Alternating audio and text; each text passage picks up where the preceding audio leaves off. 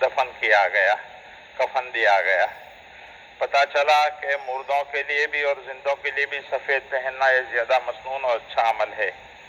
اسی حضرت عائشہ رضی اللہ تعالیٰ عنہ کی ایک دوسری روایت آج بیان کر رہے ہیں، جس میں یہ بیان کر رہے ہیں کہ منقش نقش و نگار والی چادر استعمال کرنا اس کی بھی گنجائش ہے۔ چادریں جو استعمال کرتے ہیں انسان، اس میں غیر ذی روح کی تصاویر اگر نہ ہو، جاندار کی تصاویر نہیں ہیں، تو اس میں کوئی حرج نہیں ہے۔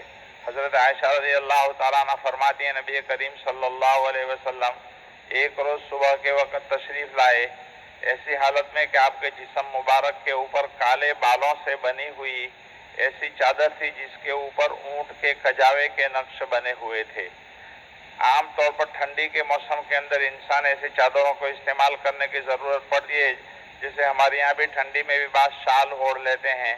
یو پی اور دلی وغیرہ جہاں پر ٹھنڈی زیادہ پڑتی ہے، وہاں بڑی بڑی رضائی اور شال بھی اوڑھنے کی ضرورت پڑتی ہے، تو نقش و نگار والی اگر ہیں تو اس کو اوڑھ سکتے ہیں، استعمال کر سکتے ہیں۔ معلوم ہوا کہ کپڑوں کے اوپر کسی غیر ذی روح یعنی غیر جاندار کی تصویر بنی ہوئی ہے، جیسے آپ صلی اللہ علیہ وسلم کی اس چادر کے اوپر اونٹ کے کجاوا جو رکھا جاتا ہے اس کی تصویر بنی ہوئی تھی، تو وہ اس کا استعمال کرنا جائز ہے۔ یا جیسے چاند تارے وغیرہ کی تصویر بنی ہوئی ہے تو کوئی حرج کی بات نہیں ہے۔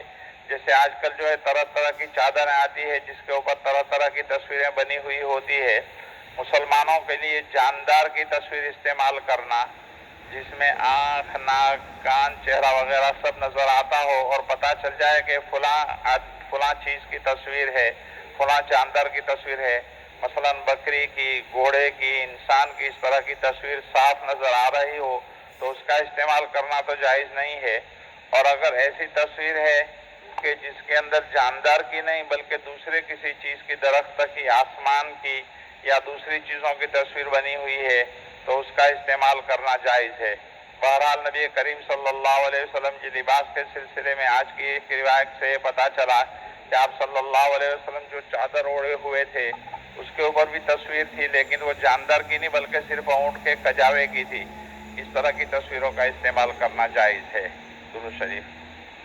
بھائی ابھی پتہ چلا کہ لالو سیریا کے مسلح کے اندر لندن کی ایک جماعت آئی ہوئی ہے تھوڑے دن کے لیے۔ ساتھیوں سے گزارش ہے کہ ان کی نصرت اور مدد فرمائیں۔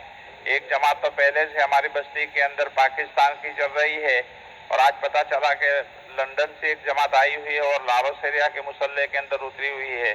مشورے کے مطابق انشاءاللہ تھوڑے دن وہ رہیں گے پاناما کے اندر، تو ان کی نصرت اور مدد کی جائے۔ بھرپور دعا۔ سبحان اللہ۔